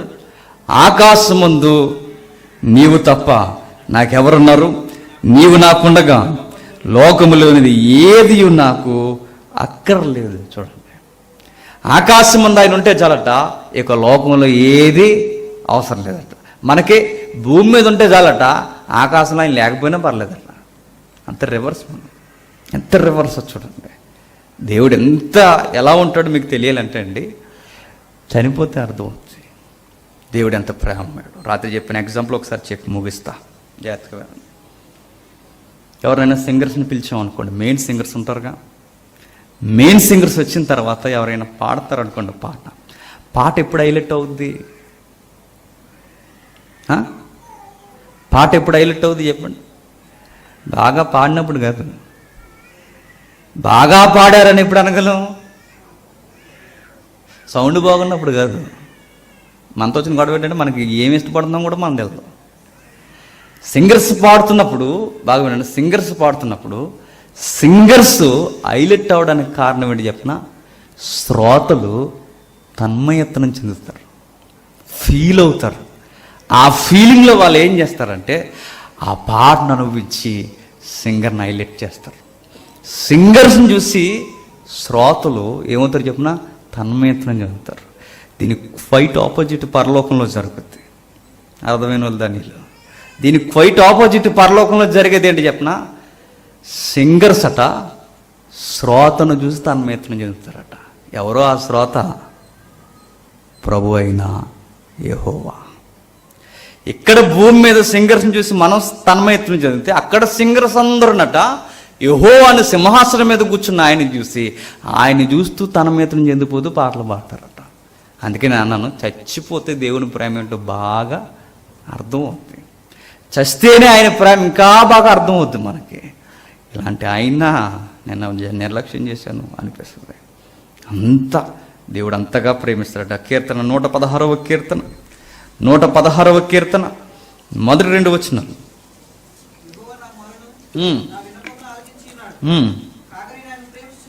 యెహోవా నా మొరను నా విన్నపములు ఆలకించి ఉన్నాడు, కాగా నేను ఆయన ప్రేమించుచున్నాను. ప్రేమకు మరో గుర్తు ఏంటట? మాట వినడం. ప్రేమకు గుర్తు ఏంటంటే మాట వినడం. ఆయన నా మాట వింటాడు, ఆయన నాకు ఆన్సర్ చేస్తాడు. నేను ఏది అడిగినా నాకు జవాబు ఇస్తాడు. అది ప్రేమకు గుర్తట. భక్తుడు పులకించి పాడుతున్నాడు, నేను ఏం అడిగినా, నేను ప్రార్థన చేశానా ఆ ప్రార్థన ఖచ్చితంగా జవాబు ఇస్తాడు. నా మాటకు ఆయన దగ్గర ఏమున్నాయి? సమాధానాలు ఉన్నాయి. అది ప్రేమకు గుర్తట. చివరిగా మరొక సందర్భం చూసి ముగించుకుందాం. మొదటి యోహాను పత్రిక 4వ అధ్యాయం. మొదటి యోహాను పత్రిక 4వ అధ్యాయం. 16వ వచనం. మన ఎడల దేవునికున్న ప్రేమను మనం ఎరిగిన వారమే, దాన్ని నమ్ముకొని ఉన్నాము. దేవుడు ప్రేమస్వరూపి అయి ఉన్నాడు, ప్రేమ యందు నిలిచి ఉండేవాడు. దేవుని యందు నిలిచి ఉన్నాడు. ప్రేమ యందు నిలిచి ఉండడం అంటే ఐ లవ్ యూ అని చెప్పడం కాదు. ప్రేమ యందు నిలిచి ఉండడం అంటే ఆయనకి నచ్చంది ఏది చేయకుండా ఉండడం. ప్రేమ గుర్తేంటి చెప్పండి?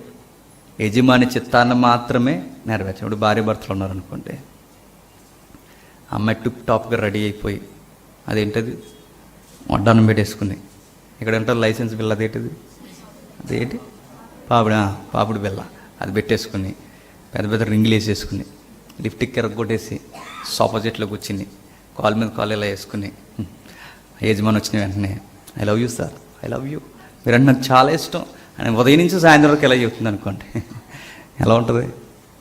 ఏమి లేవే, పాళ్ళు కూడు లేకుండా, గుడ్డలో తొక్కకుండా, ఏమీ లేకుండా నువ్వు నన్ను ప్రేమించేవంటే నువ్వేం చేయాలి? నీ సొగసంత చెమట రూపంలో నా కొరకు కారిపోవాలి. ఏం ప్రేమిస్తున్నావు? నువ్వు నన్ను ప్రేమిస్తే నా అవసరాలన్నీ చూడాలి. నువ్వు నన్ను ప్రేమిస్తే నా కొరకు. ఒకప్పుడు వచ్చిన కొత్తలో అడుగు దూరంలో ఉండగానే స్మెల్ వచ్చావుగా, ఇప్పుడు వచ్చేసరికి చెమట గుంపు కొడుతుంది చూడు, అది నన్ను ప్రేమిస్తున్నావు. అది ప్రేమ. నిజంగా ఆయన ప్రేమించేవారు ఎట్లా ఉంటారంటే ఆయన పనుల మీద మాత్రమే మనసు పెడతారట. యజమాని ఏ అవసరాలు ఉన్నాయో ఆ యజమాని యొక్క అవసరాలన్నింటినీ మనం, ఆయన కోరికలన్నింటినీ నెరవేరుస్తామట. పేతురు ఈ ప్రశ్న ఎదుర్కొన్నాడు. నీవు నన్ను ప్రేమిస్తున్నావు Simon son of Jonah? Yes, నేను ప్రేమిస్తున్నా. ఆ ప్రశ్నకు ఆన్సర్ ఎక్కడ చేశాడు చెప్పనా? తలక్రిందులుగా సిలువ వేయబడిపోయాడు. తోమా పొడవబడితే పేతురు గూర్చి చరిత్రకారుడు ఏమన్నాడు చెప్పనా? నా ప్రభువుని నిలువుగా సిలువేశారు, నాకు అలా కూడా అర్హత లేదు, నన్ను తలక్రిందులుగా సిలువేసేయండి. ఎంతగా చూడండి. యాకోబు ఉన్నాడు, ఎవరు? యోహాను తమ్ముడు. తల నరికేశారు. ఆ కళ్ళ ముందే యాకోబుని నరికేస్తే ఆ తర్వాత నరికేయడానికి ఎవరిని పెట్టారు రెడీగా? పేతురు గారిని పెట్టారు. పేతురు గారు రెడీగా ఉన్నారు. ఆయన తల ఇచ్చేస్తే నేను నా జీవితంలో ఎన్ని అవయవాలు నరికేసి నేను రెడీ. అరెస్ట్ చేసుకుంటాను అరెస్ట్ చేయబడి జైల్లో రెడీగా ఉన్నాడట. ఏమిటి పేతురు ఈ ధైర్యం అంటే, పేతురు చెప్పి ఆన్సర్ ఏంటి చెప్పిన? ఆయన నన్ను అడిగాడు, ఏమని? నువ్వు నన్ను ప్రేమిస్తున్నావా? ఆ ప్రేమకు నేను చేసే ఆన్సర్ ఏంటంటే నా ప్రాణాన్నే ఇచ్చాడు. నేను ప్రేమిస్తున్నాను ఆయన్ని.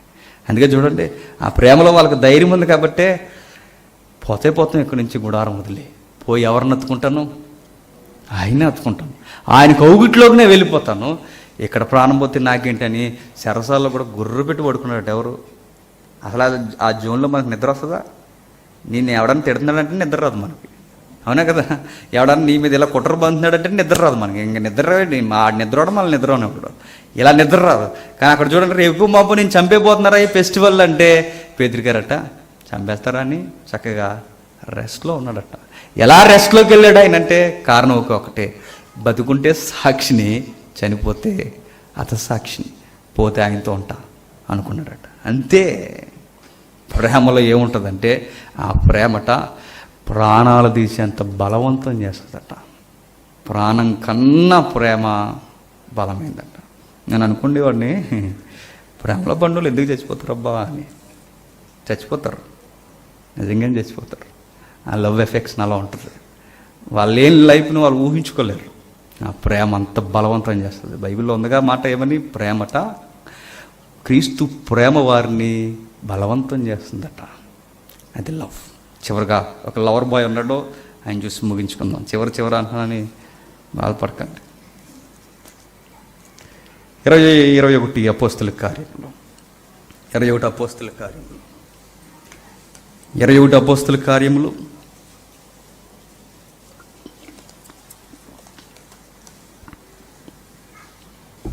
11వ వచనం. అప్పుడు మా యొద్దకు వచ్చి పౌలు నరుకొట్టి తీసుకొని తన చేతులు కాళ్ళను కట్టుకొని యెరూషలేములోని యూదులు ఈ నడికట్టగల మనుష్యుని ఎలాగ బంధించి అనుజనుల చేతికి అప్పగింతురని పరిశుద్ధాత్మ చెప్పుచున్నాడని అగాబు ప్రవక్త ప్రాప్సీ చెప్పాడు. ఎవరు గూర్చి? పౌలు గూర్చి. పౌలట 4 కన్యలైన ఎవరు? ఫిలిప్పు యొక్క కూతుర్లు.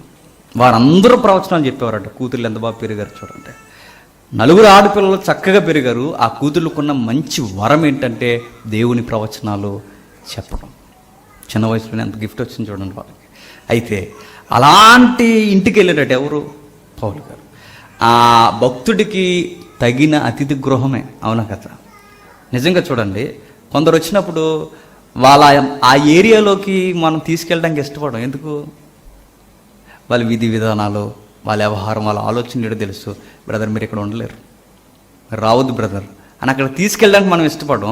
కానీ చూడండి ఎంతగా ఆయన ఇష్టపడతారు, ఎంతగా ఇష్టపడలేడంటే ఆ ఇల్లు పౌలికి అతిథి గృహం ఇవ్వడానికి సబవే. ఎందుకంటే ఆ భక్తి, ఆ కుటుంబం అంతా ఎలా ఉందట? భక్తి వాతావరణంతో కూతుర్లే తన మీద నుంచి, క్షమించండి, ప్రవచన వరాలు కలుగుతూ ఉన్నారట. ఆ టైంలో అగబు సీనియర్ ప్రవక్త ఒక ఆయన వచ్చి, ప్రాఫిట్, ఆయన అన్నాడు, ఇదిగో ఈ నడికట్టగల మనుష్యుణ్ణి యెరూషలేములో ఏం చేయబోతున్నారు? ఇలానే బంధించి ఈ మనుష్యుని హింసించబోతున్నారు, ఏమైనా జరగవచ్చు అని చెప్తే వెంటనే అక్కడ ఉన్న సంఘం అందట ఏమని ఈ మాట విన్నప్పుడు మేమును అక్కడే వారును యెరూషలేమునకు వెళ్ళవద్దని అతని బతిమాలుకుంటము కానీ పౌలు ఇదెందుకు మీరు ఏడ్చి నా గుండె బద్దలు చేసేదిరేలా, నేనైతే ప్రభు అయిన యేసు నామము నిమిత్తము యెరూషలేములో బంధింపబడుటకు మాత్రమే కాక చనిపోవుటకు కూడా సిద్ధముగా ఉన్నానని చెప్పాను. ఏం జరుగుతుందట, ఏం మాట్లాడుతున్నాడు చూడండి. ప్రవక్త వచ్చి ఏం చెప్తుందంటే ఈ నడికట్టు ఎవరిదైతే ఉందో ఈ మనుషుని అనగా ఈ పౌలు అనే మనుషుని యెరూషలేములో ఏం చేయబోతున్నారు, నాశనం చేయడానికి కంకణం కట్టుకున్నారు. వెంటనే కొలిక్స్ అందరూ అంటున్నారట, చుట్టూ ఉన్న సహోదరులు అందరూ అంటున్నారట, పౌలా సహోదరుడా దయచేసి నువ్వు యెరూషలేం సిటీకి వెళ్ళొద్దు, దయచేసి వెళ్ళొద్దు, నీలాంటి సేవకుని మేము కోల్పోతే మరలా మేము చూడలేం, నీ సేవ నీ సహవాసం చాలా అవసరం అని వాళ్ళ ఏడుపుల్లో సారం కనబడేలా నువ్వు వెళ్ళొద్దు పౌలు అన్నారట. నువ్వు వెళ్ళొద్దు అంటే వెంటనే పౌలు గారు అన్నారు, మీరేడ్చి నా గుండెలు బద్దలు చేస్తున్నారు, మీరు ఏడుస్తుంటే నేను చూడలేకపోతున్నాను, మీరు ఏడ్చి నా గుండెలు బద్దలు చేసేదారు ఎలా, అయినా మీకు విషయం అర్థమవుతుంది అన్నాడట. ఏంటి ఆ విషయం, ఏం చెప్తున్నాడు, నేనైతే అన్నాడట్టే మీరు ఏదో జరగబోతుందా, నాకేదో జరగబోతుందని తెగడలు పోయి మీరు తెగేడ్చేస్తున్నారే, మీ అందరికీ సెపరేట్గా ఒక మాట చెప్పను నేను, మీరు అడలిపోతారేమో, నేనైతే మీరికంటే అన్న మాట గుర్తొస్తుంది చూడండి, నేనైతే మీ అందరికన్నా ఆయన కొరకు నేను ప్రాణం పెట్టడానికి రెడీ అంట. చూడండి, మీరు దెబ్బలకి ఇలా బందీఖానాకే ఈ వర్తమానానికి మీరు అడలిపోతున్నారే, ప్రభు అయిన యేసు నామము నిమిత్తం యెరూషలేములో బంధింపబడుటకు అరెస్టు చేయడానికి ఏంటి, నేను ఏకంగా ఆయన కొరకు చనిపోవడానికి కూడా సిద్ధముగా ఉన్నాను. ఆ రోజున అంటాను, పేతురుని అడిగిన ప్రశ్న అదే గృహంలో పౌలుని అడుగుతున్నాడు. ఎవరు, పరిశుద్ధాత్ముడు. ఏమని పేతుర్ని ముఖాముఖిగా వాయిస్తూ అడిగితే పౌల్ని ఎలా అడుగుతున్నాడు చెప్పనా, సిచ్యువేషన్ ముందుకు తీసుకొచ్చి నెక్స్ట్ ఏం జరగబోతుందో ఆ శ్రమను కళ్ళ ముందుకు తీసుకొచ్చి ఇలా అరెస్ట్ చేసేస్తారో, ఏం నువ్వు రెడీయా అని అడిగాడు. ఎవరు, పరిశుద్ధాత్ముడు. పరిశుద్ధాత్మ యొక్క భావం పౌలుకి అర్థమైంది కానీ చుట్టూ ఉన్న వాళ్ళకి అర్థం అవ్వలేదు. ఆయన చూపిస్తున్నది దేనికి, పరిశుద్ధాత్ముడు వెళ్ళొద్దని కాదు, సిచ్యువేషన్ ఇలా ఉంది వస్తావా అని. పౌలకు తెలుసు బాగా, ఎలా ఉన్నా వస్తా, అరెస్ట్ చేయబడ్డానికేంటి, ఆయన కొరకు నేను ప్రాణం పెట్టడానికే వస్తా. ప్రేమలో ఏముందట, అపోస్తుల యొక్క ప్రాణత్యాగం ఉందట. ఆ యజమాని ప్రేమ సంఖ్యలు వారు దాటుకుని వెళ్ళలేకపోయారు. ఎలా బలైపోయారయ్యబ్బా అంటే మనకి ఒకటే ఒక విషయం, ఎలా బలైపోవడం ఏంటి, ఆ ప్రేమ వాళ్ళని బలవంతం చేసింది, ఆ ప్రేమ వాళ్ళని లోబరుచుకుంది. ప్రేమ వాళ్ళ ప్రాణాలు కూడా చిన్నగా అనిపించేట ప్రభు కొరకు. ప్రియుని ప్రేమిస్తే మన నోటి వచ్చే సమాధానాలు ఏంటంటే, ఏం జరిగిపోయినా పర్లేదు ఆయన చిత్తం మాత్రమే సిద్ధించుగాక. ఇప్పుడు ఈరోజు ఇక చివరగా మీకు వదిలేస్తున్న ప్రశ్న, మీరు ఇంటికి వెళ్ళి మోకాలు వేసిన తర్వాత అడగండి. ఆ ప్రశ్న ఏంటంటే, నువ్వు రోజు వెళ్తున్న సంఘం కన్నా ఎక్కువగా ప్రేమిస్తానని దేవునికి చెప్పాలి ఖచ్చితంగా. ఎక్కువగా ప్రేమిస్తుందంటే ఎస్, నువ్వు ఎక్కువగా ప్రేమించాలి ఖచ్చితంగా. మీకు మరలా నేను ప్రశ్న అడుగుతున్నాను, మీరు ఏ ఇంట్లో అయితే నివసిస్తున్నారో ఆ ఇంట్లో నీకు దేవుడు ఏ గిఫ్ట్లు అయితే ఇచ్చాడో, నీ భార్య, నీ పిల్లలు, నీ తల్లి, నీ తండ్రి, వీళ్ళందరూ నీ కులం, నీ కట్టుబాట్లు, నీ ఆచార సాంప్రదాయాలు, చెత్త చెదరం ఏవైతే ఉన్నావు ఇవన్నీ, వాటన్నిటికన్నా ప్రభువా నీ చిత్తానికి వ్యతిరేకంగా నేను ఏది చేయను, నేను కాలు కదిపినా కార్యము చేసిన నీ చిత్తమే సిద్ధించుగాక అన్న లెవెల్కి వస్తేనే మనమట భక్తి స్థాయిలో ఉన్నామట. ఆ టైంలో మనం కళ్ళు ధైర్యంగా మూసేసాం అనుకోండి, ఇక్కడ మోస్తాం, కళ్ళు తెరిచి చూసేసరికి హృదయ స్పందన మీద అనుకుని ఉంటాం. ఆ హృదయ స్పందనే ఎవరిది, అబ్రహాం గారిదైతే ఆ కౌగిట్లోంచి అనేక మందికి పలకరింపులైతే ఆ పక్కనే కనబడి ప్రభు అయిన యేసుక్రీస్తు అయితే చాలాకి జీవితాన్ని అనుకుంటామట. సీన్ ముగించే ముందు ఒక మాట చెప్తా. ప్రకటన గ్రంథంలో విచిత్రమైన మాట ఉంటుంది. ఏంటో మాట చెప్పినా, గొర్రెల్ని భూమి మీద ఎవరు కాస్తారు, గొర్రెలు కాపరు కాస్తారు. పెద్ద జీకే కోసం కదా మీరు అంతా, గొర్రెల్ని ఎవరు కాస్తారు, గొర్రెలు కాపరు కాస్తాడు. కానీ చనిపోయిన తర్వాత జరిగే సీన్ ఏంటో చెప్పిన, గొర్రె పిల్ల అందరినీ కాస్తుందట. ప్రకటన గ్రంథంలో ఉన్నమాట. ఆ గొర్రె పిల్ల తానే మనకు కాపరై ఉండి మనందరినీ కాచి కాపాడి ప్రతి బాష్ప బిందువును తుడిసివేయను. ఇక కన్నీళ్ళైనను, ఏడుపైనను, దుఃఖమైనను ఇంకా ఏమీ ఉండవు. గొర్రె పిల్లే మనకి కాపరిగా. భూమి మీద గొర్రెలకు కాపర్లు మనమైతే అక్కడికి వెళ్ళిన తర్వాత గొర్రె పిల్ల మనకి కాపరట. ఇలా ఇది లైఫ్కి చిహ్నం. ఈ చిహ్నాన్ని మీరు ముందు పెట్టుకొని ఈ చిహ్నాన్ని మన జీవితంలోకి తెచ్చుకొని ఆయన్ని మాత్రమే సంపూర్ణముగా ప్రేమించాలి. ఎలా ప్రేమించాలని అడిగితే బైబిల్ చెప్తుంది, ఆత్మతో సంపూర్ణంగా ప్రేమించాలి, కార్యాల్లో సంపూర్ణంగా ప్రేమించాలి. మీ జీవితంలో సంపూర్ణమైన ప్రేమ ఆయనకే దక్కాలి. ప్రేమిస్తున్నారు అనడానికి గుర్తు ఆయన కొరకు మాత్రమే మీరు జీవించడం.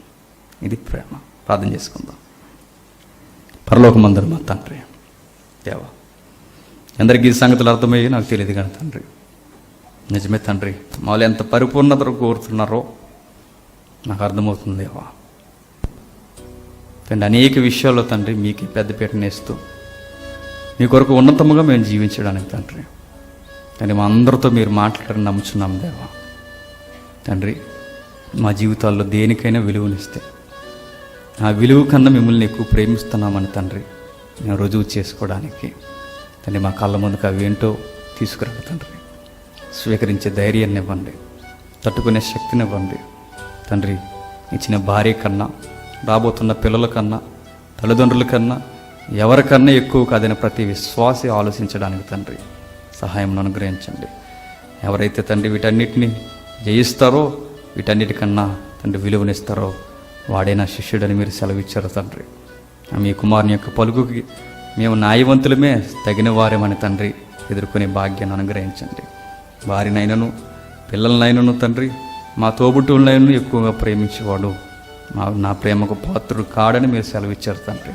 ఇది ఎవ్వరికి దక్కడానికి వీల్లేదయ్యా. కేవలం మిమ్మల్నే మేము ప్రేమించడానికి తండ్రి మాతో మాట్లాడని మేము నమ్ముచున్నాం తండ్రి. ఏది ముందుండాలో దాని చివరకు తోసివేసి తండ్రి, చివరినున్నవి తండ్రి ఆవిరైపోయి మేము ముందుకు తెచ్చుకున్న తండ్రి మోసపోతుంటే మమ్మల్ని క్షమించండి. మీకు మరలా మొదటి స్థానం ఇవ్వడానికి తండ్రి సహాయం అనుగ్రహించండి. మా జీవితం మీ చిత్తమయ్యా, మీ చిత్తాన్ని పరిపూర్ణంగా స్వీకరించే మనసును మాకు అనుగ్రహించండి. ఏదైతే తండ్రి విధి నిర్వహణ ఉందో మాకు కలుగుతున్న ఇబ్బందులను బట్టి తండ్రి మీకు విజ్ఞాపన చేస్తున్నాం తండ్రి. ఆ ఇబ్బందుల నుంచి తొలగించండి తండ్రి. స్వచ్ఛమైన వాతావరణం మాకు అనుగ్రహించండి తండ్రి. చక్కటి సమాధానంతో మీ సేవలో ఆనందంగా తిరగడానికి తండ్రి తగిన మనసును, పరిస్థితులను మాకు ఏర్పాటు చేస్తారని కోరుతూ సమస్త మహిమ ఘనత తండ్రి మేము ఏ స్థితిలో ఉన్నా తండ్రి మా నుండి పొందుకుంటారని అర్థిస్తూ క్రీస్తు తండ్రి. ఆమేన్. సరే.